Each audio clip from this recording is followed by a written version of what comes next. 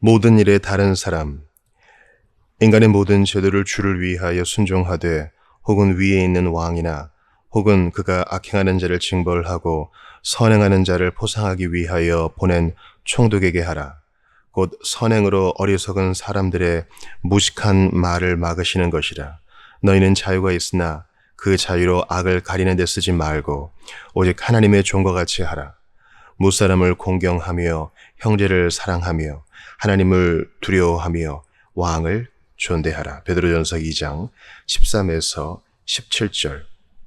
지금까지 우리는 요한복음 17장의 연구를 통해서 그리스도에 관한 기본적인 사실은 그가 하나님에 의해 거룩하게 된 사람이라는 것과 또 거룩하게 된다는 것은 세상과 죄로부터 하나님께로 구별된다는 뜻이라는 확신을 갖게 되었습니다.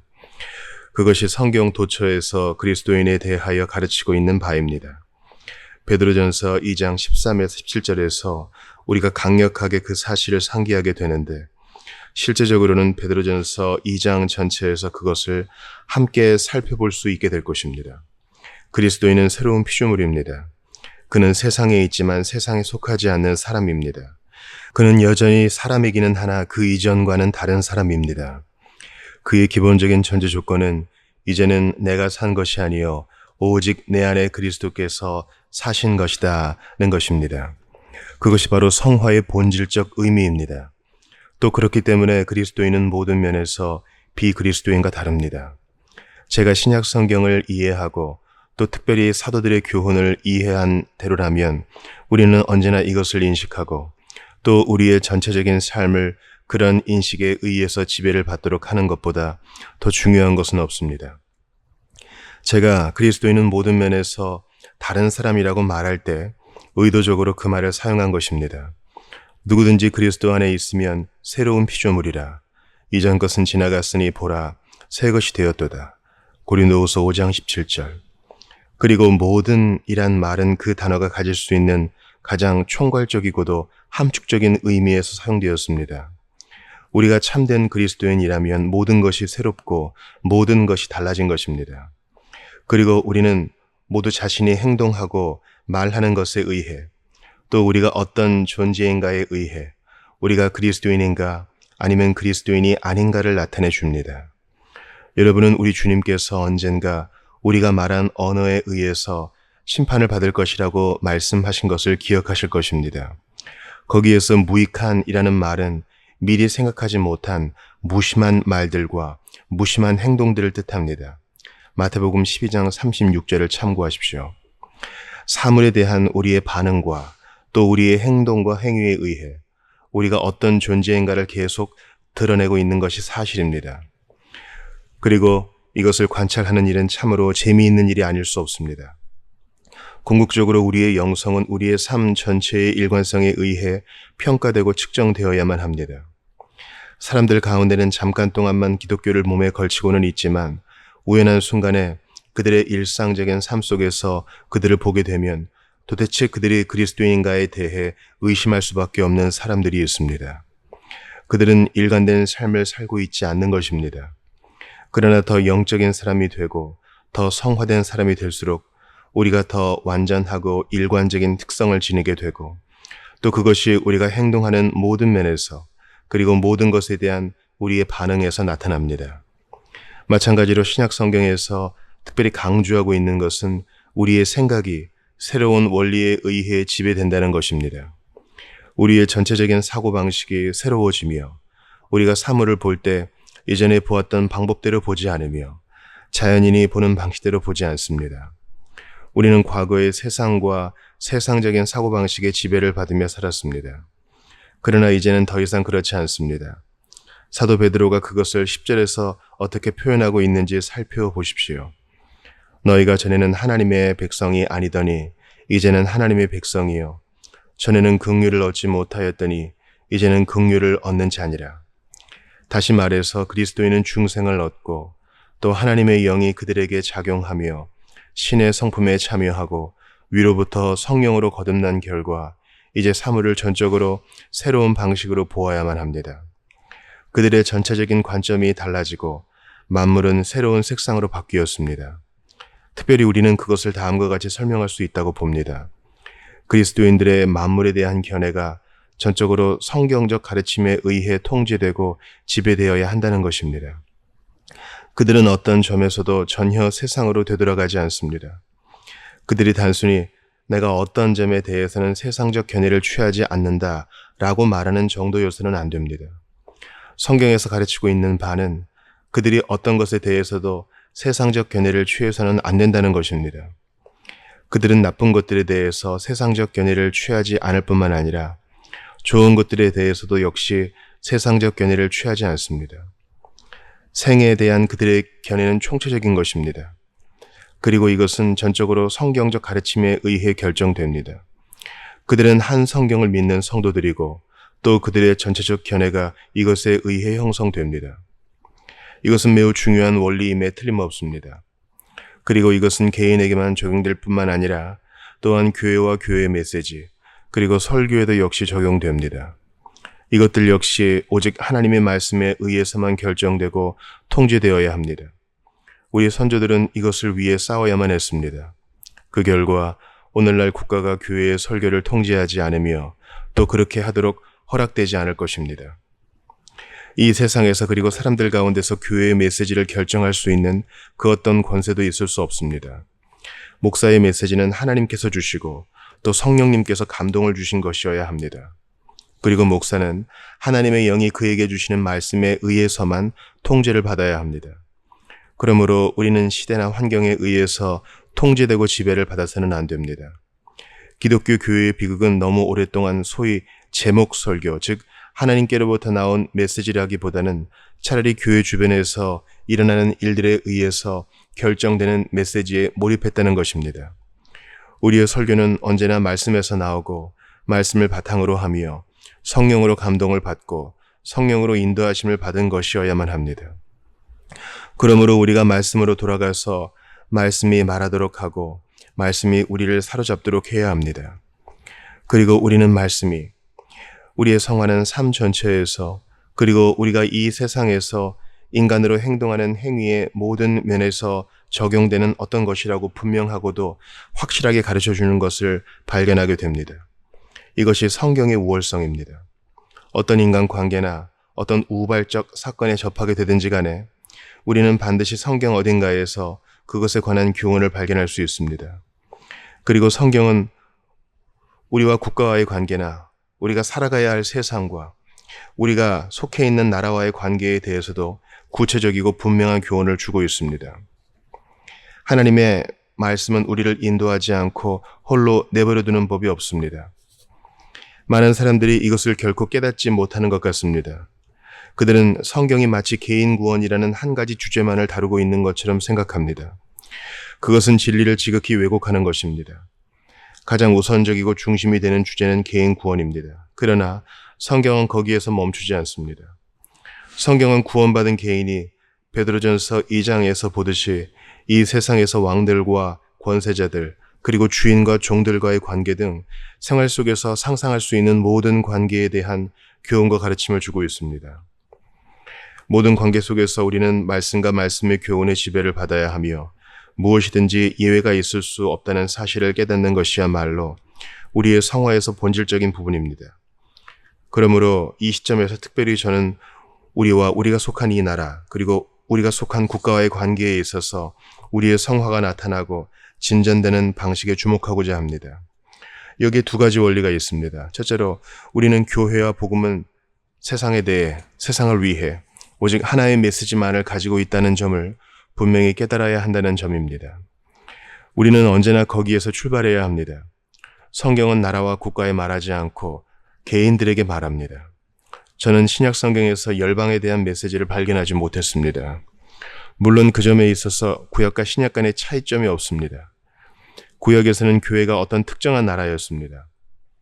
그러나 신약에서는 더 이상 그렇지 않습니다. 왜냐하면 베드로 사도가 베드로전서 2장에서 쓰고 있듯이 이제는 새로운 나라가 있기 때문입니다. 오직 너희는 택하신 족속이요 왕같은 제사장들이요 거룩한 나라요. 베드로전서 2장 9절. 출애굽기 19장에서 이스라엘 백성들에게만 주셨던 말씀이 여기에서는 성령의 영감으로 이 새로운 나라, 곧 교회에 적용되고 있습니다.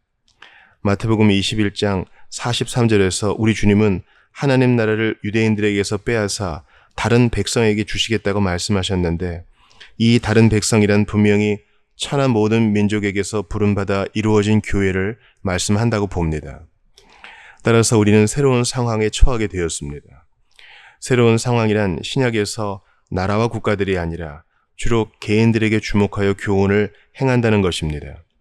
그것은 여러 다른 나라들로부터 남녀 백성들을 불러 하나의 새로운 나라, 곧 예수 그리스도 안에 있는 새로운 나라로 부르는 개인적인 메시지입니다. 만일 그렇다면 우리가 그것으로부터 불가피하게 추론해내야만 하는 특별한 사항들이 있는데, 그 중에 하나는 영국이나 혹은 어떤 나라를 현 시점에서 집단적으로 재헌신한다는 것은 성경적 권위를 가질 수 없는 일입니다. 그러한 것은 도저히 생각조차 할 수 없고 무의미하며 반성경적인 것이라고 생각합니다. 신약 성경이 어떤 나라에게 말씀하지 않고 개인들에게 말씀하고 있기 때문에 어떤 민족에게 재헌신을 요청하지는 않습니다. 제가 강조드리고 싶은 것은 그것이 어떤 나라로서는 불가한 것이라는 것입니다. 따라서 저는 그것이 어떤 종교이든 간에 하나님께서 우리나라에 복 주실 것을 위하여 기도하는데 동참하도록 할 수 없다고 강하게 말씀드리는 바입니다. 왜냐하면 제가 신약 성경의 가르침을 이해한 바대로라면 그건 역시 비기독교적 진술이기 때문입니다. 교회는 모든 사람에게 그들의 종교가 무엇이든 간에 우리나라의 하나님의 축복이 임하기를 위하여 기도하도록 요구하지 않습니다. 여기에는 타당한 이유가 있습니다. 신자로서 우리는 유일한 신앙이 있다고 주장합니다. 우리는 다른 어떤 종교도 인정하지 않습니다. 실제로 우리는 모든 종교는 거짓된 것이라고 주장합니다. 천하 인간의 구원을 얻을 만한 다른 이름은 우리에게 주신 일이 없기 때문입니다. 그래서 우리가 힌두교 국가나 모슬렘 국가, 그리고 유교 국가에 우리의 선교사를 보냅니다. 우리는 그런 종교들은 참 종교가 아님을 말하고 또 그렇게 믿기 때문입니다. 하나님과 사람 사이의 중보도 한 분이시니 곧 사람이신 그리스도 예수라. 디모데전서 2장 5절. 우리는 이 사람들이 잘못된 방법으로 하나님을 예배하고 있다고 주장하며 그들을 가르치고 훈련하며 또 일깨우기 위해서 우리의 선교사들을 보냅니다. 우리는 주 예수 그리스도 안에서 오직 한 길밖에 없음을 알고 있습니다. 왜냐하면 본래 하나님을 본 사람이 없으되 아버지 품속에 있는 독생하신 하나님이 나타내셨기 때문이며, 또한 내가 길이요 진리요 생명이니 나로 말미암지 않고는 아버지께로 올 자가 없느니라 고 선언하셨기 때문입니다. 그러므로 그리스도인으로서 우리가 이 사실을 믿는다면 우리는 분명히 어떤 종교를 가지고 있는 사람들에게든 나라와 백성으로서 우리에게 하나님의 축복이 임하기를 기도해달라고 간청할 수는 없는 것입니다. 우리가 모순에 빠지지 않기 위해, 즉 한편으로 그들을 기독교로 개종시키기 위하여 선교사를 보내면서 동시에 그들이 하나님께 접근하는 문제에 있어 우리와 동등한 입장에 있는 것처럼 취급하는 일이 없도록 우리가 성경에 지배받는 것이 매우 중요합니다. 이제 그것으로부터 다른 명제로 넘어가도록 하겠습니다. 그것은 예수 그리스도의 복음, 곧 교회의 복음은 세상에 대한 오직 하나의 메시지를 가지고 있다는 것입니다. 그 메시지란 앞으로 임하게 될 진노에 대해 경고하는 것, 그리고 그들에게 그들의 심판의 날을 향하여 나아가고 있음을 선언하고, 또 그들이 하나님 앞에서 마땅히 답변해야만 될 영원한 생명이 있다는 사실을 깨닫도록 하는 것입니다. 그러므로 교회가 그들을 불러서 회개하고 주 예수 그리스도를 믿으라고 말합니다. 그리스도인으로서 우리는 반드시 이 같은 입장을 견지해야 합니다. 만일에 어떤 사람이 그리스도인이 아니라면 그는 근본적으로 잘못된 것입니다. 그가 선하고 도덕적이며 일반적으로 착한 사람일 수 있습니다. 그러나 우리는 우선적으로 그 사람 자체에 대해서 관심을 갖는 것이 아니라 그의 영혼에 관심을 갖습니다. 그리고 우리는 그가 그리스도인이 될 때까지는 참으로 이상적인 시민이 될 수 없다는 사실을 압니다. 그는 어떤 점에서건 실패하고 있는 것입니다. 그 메시지는 우리가 우리의 주인이시요 구주이신 예수 그리스도께 충성스럽고 순종하는 종이 되는 만큼 선하고 고상하고 착한 시민이 될 수 있다는 것입니다. 이 나라에 살면서 지금 그리스도인이 아닌 사람들은 하나님께 자신을 드릴 수 없습니다. 그들은 회개해야 합니다. 그들은 주님 앞에 나와 무릎을 꿇고 죄를 자복하고 하나님을 망각했던 사실을 인정해야 합니다. 그들은 거듭나야 합니다. 저는 그들에게 어떤 봉헌의 행위를 요구할 수 없습니다. 왜냐하면 그들이 올라가기 전에 먼저 내려가야 하기 때문입니다. 그들은 받아들여지기 전에 먼저 회개해야 합니다. 또 그들은 주 예수 그리스도를 그들의 유일한 구세주요 구속주며 또 주님으로 믿어야만 합니다. 기독교의 메시지는 환경 때문에 바뀌지 않습니다. 그것이 이 세상과 아직 그리스도인이 되지 못한 이 민족의 사람들에게 기독교 교회가 주는 변치 않는 메시지입니다. 그러나 그것은 단지 시작일 뿐입니다. 교회가 세상에 대해 단 하나의 메시지를 가지고 있다고 말했는데 제가 이제 질문을 던져보도록 하겠습니다. 그렇다면 그리스도인과 국가, 그리고 한 걸음 더 나아가서 다른 것들과의 관계는 무엇입니까? 지금까지 비그리스도인의 입장을 살펴보았습니다. 그러나 그리스도인의 입장은 무엇입니까? 성경 전체의 가르침과 마찬가지로 여기 베드로전서에 나오는 본절의 교훈 역시 많은 분명한 명제들로 요약될 수 있다고 봅니다. 첫 번째 명제는 우리가 그리스도인이라는 기본적인 입장에서 출발해야만 합니다. 사도 베드로는 말했습니다. 사랑하는 자들아 나그네와 행인 같은 너희를 권하노라. 베드로전서 2장 11절. 그것이 바로 기본적인 입장입니다. 세상과 맺는 우리의 관계는 그러한 정의에 의해서 결정되고 지배됩니다. 그리스도인들인 우리는 시간의 제한을 받는 이 세상에서 나그네이며 행인이며 여행자일 뿐입니다. 그렇지 않으면 사도 바울이 말한 빌립보서 3장 20절에 나오는 더욱 특별한 설명을 살펴보겠습니다. 거기에서 바울은 이렇게 말씀하고 있습니다. 우리의 시민권은 하늘에 있다. 다시 말해서 우리는 하늘의 시민이다 라는 표현이 더 좋으리라고 봅니다. 그곳은 우리의 조국, 곧 우리가 속한 나라입니다. 우리의 시민권은 하늘에 있습니다. 그리고 여러분은 사도 바울이 한때는 그렇게 열심히 있고 편협한 유대인이었는데 이제는 유대인이나 헬라인이나 하나인이라고 말했던 사실을 발견하게 될 것입니다. 실로 이것을 더욱 정확하게 다음과 같이 표현할 수 있습니다. 거기는 헬라인이나 유대인이나 할례당과 무할례당이나 야인이나 스쿠디아인이나 종이나 자유인의 분별이 있을 수 없나니 오직 그리스도는 만유시요 또 만유 안에 계시니라. 골로새서 3장 11절. 그리고 에베소서 2장에서 그는 지금까지 유대인과 이방인을 갈라놓았던 중간에 담이 헐렸다고 기뻐합니다. 그것은 한때 성전 안에 있었지만 지금은 없어져 버리고 말았습니다. 그렇다면 우리가 이 같은 진술들을 어떻게 해석해야 합니까? 그것들은 수많은 유사 진술들 가운데서 여러분에게 보여드리기 위하여 선택한 것들일 뿐입니다. 제 생각으로는 그것을 다음과 같이 설명해야 할 것으로 보입니다. 그리스도인으로서 우리는 언제나 첫 번째로 그리고 가장 귀한 충성을 하나님과 그리스도께 바쳐야 한다는 것입니다.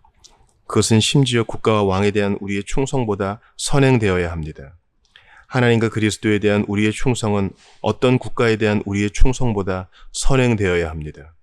우리는 우선적으로 하나님의 백성입니다. 우리는 그분의 특별한 소유물입니다. 그는 우리를 사로잡아서 우리가 여러 가지 자연적 관계들로부터 그분 자신과의 특별하고도 개인적인 관계로 들어가도록 하셨습니다. 그러므로 저는 모든 생각 속에서 그것으로 출발하지 않으면 안 된다고 봅니다. 그것이 나를 통제하고 지배해야 하며 또 이러한 예비적이고도 근본적인 선결 과제를 해치는 것은 어떤 것도 생각하거나 행하면 안 됩니다. 물론 그렇게 된다면 그 같은 입장이 다음과 같은 결과를 초래하고 말 것입니다. G.K. 체스터턴이 설명했던 대로 우리는 교만과 맹목적인 선입견으로부터 해방되기 위하여 구원받았습니다. 이 모든 것을 자세히 설명할 생각은 없습니다. 여러분에게 더 많은 명제를 이야기하고 싶기 때문입니다. 그러나 그것이 개인 간의 교만이든지 아니면 국가 간의 교만이든지 우리가 전쟁과 혼란 혹은 어려움과 힘든 시절에 대한 가장 큰 원인은 교만이라는 사실을 알아야 합니다. 참으로 전쟁을 일으키는 가장 큰 원인은 고대나 현대를 불문하고 민족주의에서 비롯되었다는 것은 의심의 여지가 없습니다. 비극은 우리 모두가 다른 사람들에게서는 그것을 알아차리면서도 자신들 안에서는 언제나 그것을 볼 준비가 되어 있지 못하다는 사실입니다. 저는 우리 모두가 일반적으로는 편협한 민족주의를 비난할 준비가 되어 있지만 다른 사람들을 보는 것처럼 자신들을 보는 것이 얼마나 어려운 일인지 모른다고 봅니다. 그러나 신약 성경은 우리를 하나님과 더불어 근본적으로 관계를 맺도록 함으로써 우리나라가 옳다 혹은 옳지 않다라고 말할 수 없도록 만들어버렸습니다. 그리스도인이라면 그렇게 말할 수 없습니다. 왜냐하면 그렇게 말한다면 자신의 신앙을 부인하는 것이 될 것이기 때문입니다. 그들은 모든 타고난 교만으로부터 해방되었습니다. 실로 그들은 이러한 것들을 자신들의 가장 큰 적, 즉 그들이 참으로 은혜에서 자라고 또 자신들의 성화를 이루는 데 있어 가장 큰 장애물로 여깁니다. 그렇기 때문에 그들은 증오로부터 그리고 다른 사람을 멸시하는 것으로부터 어떤 형태이든지 육체를 자랑하는 것으로부터 해방되기를 바랍니다. 그들은 이 모든 것들이 그리스도와 하나님의 영을 대적하는 것임을 깨닫게 됩니다. 그리스도인들은 자신을 죄인으로 보는 사람들입니다. 우리 주님은 심령이 가난한 자는 복이 있나니 라는 말씀으로 산상수훈을 시작하셨습니다. 심령이 가난한 자들은 자신이 어떤 존재이든지 혹은 자신이 무슨 일을 했든지 전혀 마음에 자랑하는 마음을 갖지 않는 사람들입니다. 그들은 자신들의 업적과 위대함, 그리고 다른 사람들보다 자신이 우월하다는 것을 자랑하고 있지 않습니다. 그들은 그것과는 정반대입니다. 그리스도인들은 스스로를 아무것도 자랑할 것이 없는 죄인으로 여깁니다. 그들은 그들에게 무엇보다도 필요한 것이 새로운 성품, 곧 중생이라는 것을 압니다. 그들은 그것을 주신 것에 하나님께 감사하며 우선적이고 기본적인 충성을 그분께 바칩니다. 그리고 그들은 그 무엇보다도 자신들이 하나님 나라의 시민임을 기뻐하기 때문에 교만과 자만의 경향으로부터 그리고 증오와 다른 사람에 대한 멸시로부터 해방되었습니다. 그들은 주님의 이야기에 나오는 바리새인과 전적으로 다릅니다. 바리새인은 자신이 다른 사람이 하지 못한 것들을 자신은 했기 때문에 다른 사람과 같지 않다고 하나님께 감사했기 때문입니다. 또 그리스도인들은 자신에 대해서 이같이 생각해야 하는 것과 마찬가지로 그들의 나라에 대해서도 이런 식으로 생각해야 합니다. 그들의 생각은 일관되며 모든 삶과 관계 속에서 나타나고 있습니다. 그 다음에 한 걸음 더 앞으로 나아가 보겠습니다. 그리스도인들은 주님께 영광을 돌리고 이렇게 기본적인 충성을 다하는 사람들이기 때문에 그들은 자신들이 어느 나라에 속하는 누구이든 간에 그리스도께 속한 사람들과 연대감과 우정, 그리고 형제애를 느낍니다. 그들은 그 어떤 자연적 연합이나 유대감보다 이것을 더 깊이, 그리고 보다 실제적인 의미로 느낍니다. 이것은 매우 강한 교리입니다. 그러나 우리 주님은 다음과 같이 그것을 설명하고 계십니다. 아비나오미를 나보다 더 사랑하는 자는 내게 합당치 아니하고 아들이나 딸을 나보다 더 사랑하는 자도 내게 합당치 아니하니라. 마태복음 10장 37절. 참으로 어떤 복음서에서는 우리가 주님 때문에 아버지와 어머니까지 미워할 수 있어야 한다고 말씀하고 있습니다. 우리 주님께서 개인에 대해서 그런 식으로 말씀하신 것입니다.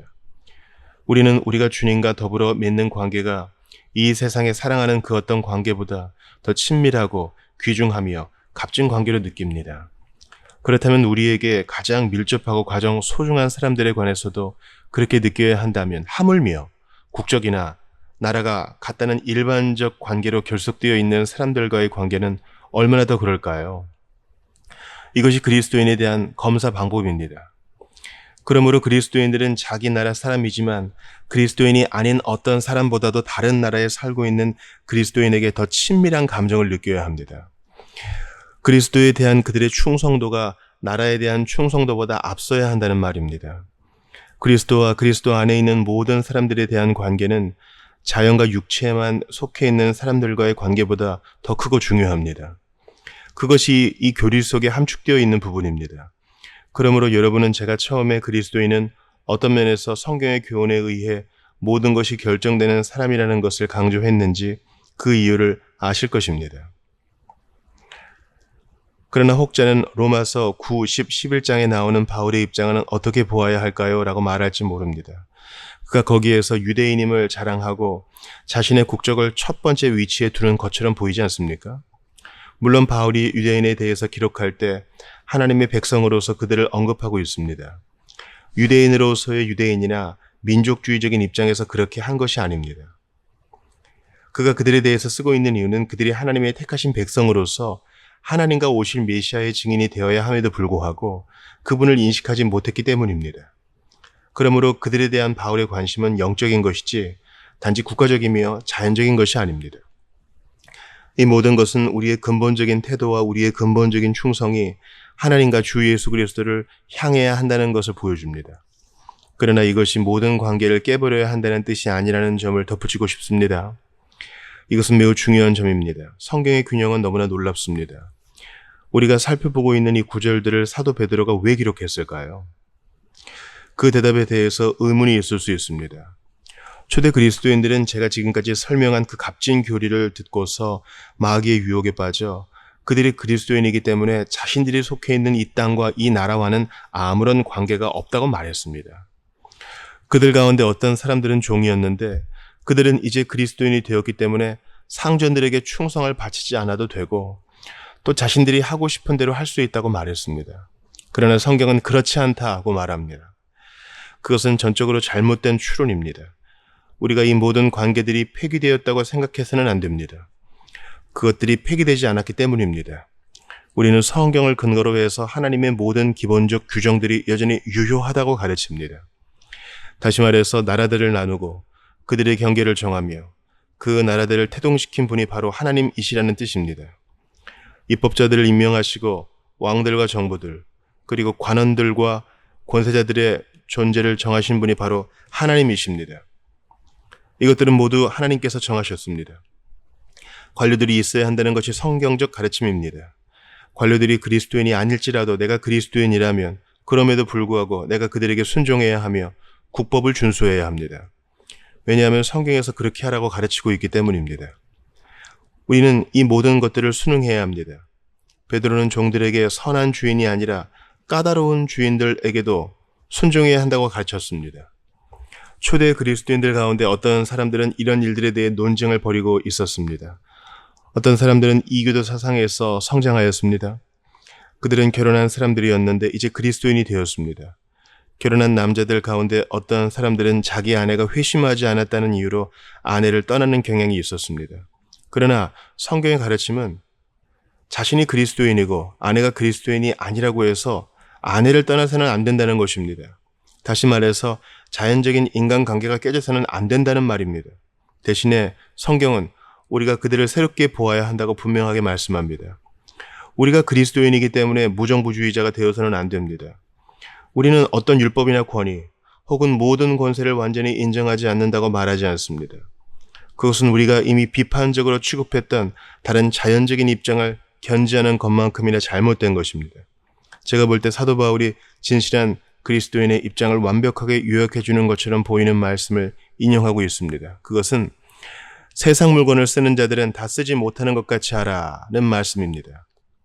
다시 말해서 우리의 모든 행동이 이 새로운 관점에 의해 통제를 받고 지배를 받는다면 결코 길을 잃고 방황하는 일이 없다는 말입니다.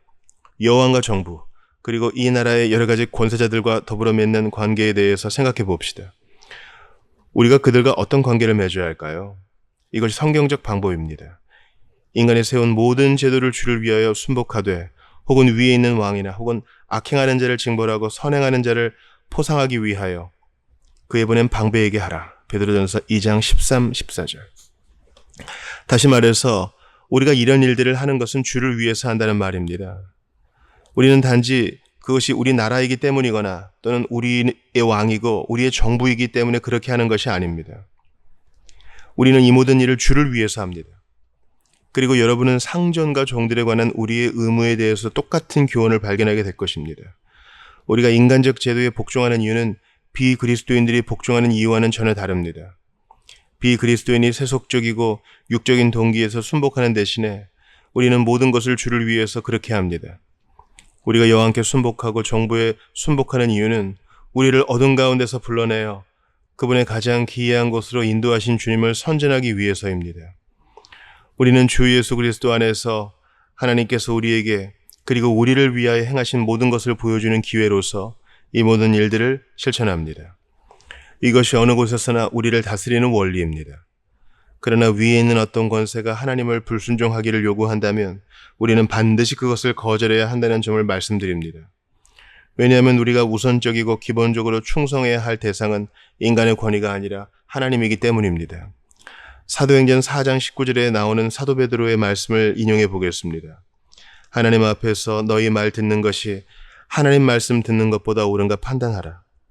관원들은 베드로와 그의 동료들이 주 예수 그리스도에 대해서 설교하는 것을 막으려 했는데 그때 베드로가 이렇게 대답했던 것입니다. 또 사도행전 5장 29절에서 그것을 베드로는 다음과 같이 설명합니다. 사람보다 하나님을 순종하는 것이 마땅하니라. 우리 조상들도 이와 똑같은 말을 할 때가 있었습니다.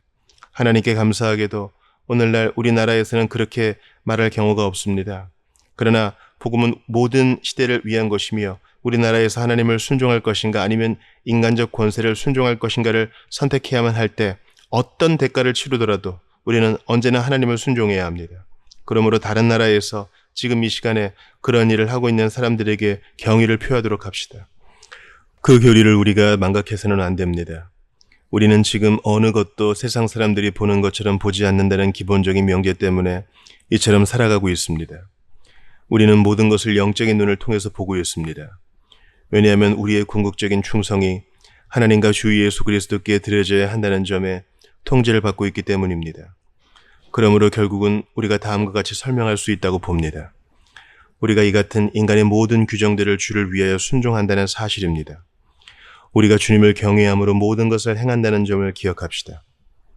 그리스도인들은 결코 세속적인 정신으로 그 어느 것이라도 해서는 안 됩니다. 그는 세속적인 정신으로 영을 공경해서는 안 됩니다. 그는 세상이 하는 대로 그 어떤 일도 할 수 없습니다. 왜냐하면 그 안에 성령님이 내주하는 사람으로서 하나님을 경외함으로 모든 일을 행해야 하기 때문입니다. 시민권과 충성에 대한 그의 개념은 세상적인 마음과 견해, 그리고 세상적인 정신에 의해서가 아니라 하나님에게 속한 정신에 의해서 결정되는 것입니다. 그러므로 그리스도인은 여러분도 알다시피 독특한 사람입니다. 그는 단지 새로운 사람일 뿐만 아니라 또한 새로운 피조물입니다. 그는 다른 방법으로 생각하고 또 다른 방법으로 모든 일을 행합니다. 하나님께서 우리가 생각하는 모든 것과 우리가 행하는 모든 일에서 우리가 독특하고 특별한 영적 백성임을 분명히 나타내시기를 원하십니다. 사랑하는 자들아, 나그네와 행인 같은 너희를 권하노니 이것이 진리인 것을 깨닫는 사람들은 우리밖에 없습니다. 세상 사람들은 결코 멈추어 서서 그것을 생각하지 못합니다. 그러나 우리는 자신이 이 세상에서 나그네와 행인이라는 것을 압니다. 영혼을 거스려 싸우는 모든 육체의 정욕을 제어하라. 너희가 이방인 중에서 영혼을 선하게 가져 너희를 악행한다고 비방하는 자들로 하여금 너희의 선한 일을 보고 권고하시는 날에 하나님께 영광을 돌리게 하려 함이라. 그리스도인은 언제나 다른 사람이요 또한 모든 점에서 다른 사람입니다.